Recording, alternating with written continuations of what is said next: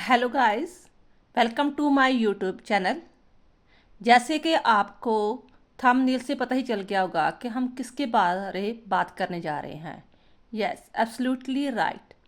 हम बात करने जा रहे हैं परशुराम की। ठीक है। तो जैसे तो ऑलमोस्ट सभी को पता ही है कि परशुराम जयंती पर सभी को छुट्टी आती है। लेकिन परशुराम कौन थे, क्या उसका इतिहास था, क्या उसका महत्व है, क्यों जी जयंती मनाई जाती है, इसके बारे में क्या सभी को पता है? आई होप 50% लोग ऐसे हैं अभी भी जिनको इसके बारे में पूरी नॉलेज नहीं है। तो इस वीडियो के द्वारा वे सारी नॉलेज मैं प्रोवाइड करने की कोशिश कर रही हूँ। फर्स्ट ऑफ ऑल, परशुराम जो थे विष्णु के छठे अवतार माने जाते हैं। ठीक है। वे ऋषि जमदाग्नि एंड रेणुका के पुत्र थे। उसकी जो माँ थी रेणुका, वो क्षत्रिय क्लास की प्रिंसेस थी। जो जमदग्नि था वो एक ऋषि था, संत था। ठीक है, एक तपस्वी साधु था। लेकिन जो उसकी मिसेज थी रेणुका, वो एक क्षत्रिय धर्म से बिलोंग करती थी। सो कहने का भाव कि जो उसका बेटा पुत्र पैदा हुआ, जिसे हम परशुराम कहते हैं, उसमें दोनों जो कैटेगरी का खून आ गया था। वो अपने बाप की तरह, अपने पिता की तरह एक धर्म निष्ठा वाला आदमी भी था और माँ की तरह एक क्षत्रिय धर्म से भी बिलोंग करता था।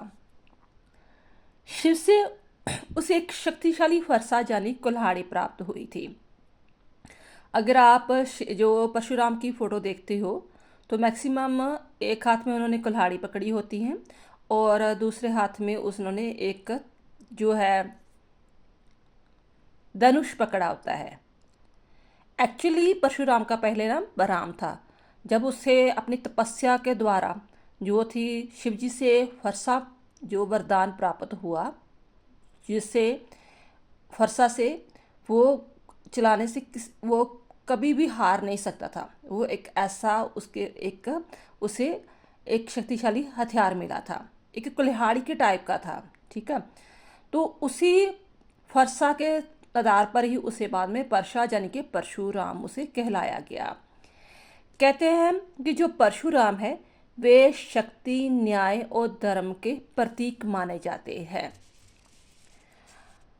पिनाका धनुष उसे शिवजी ने दिया था। जो एक धनुष था वो उसका नाम पिनाका था। जब उसका जन्म होता है यानी कि बर्थ एनिवर्सरी पर ही जो लोग हैं, हिंदू लोग हैं, वो परशुराम जयंती मनाते हैं। तो इस साल जो जो परशुराम जयंती है वो 29 अप्रैल 2025 को मनाई गई थी।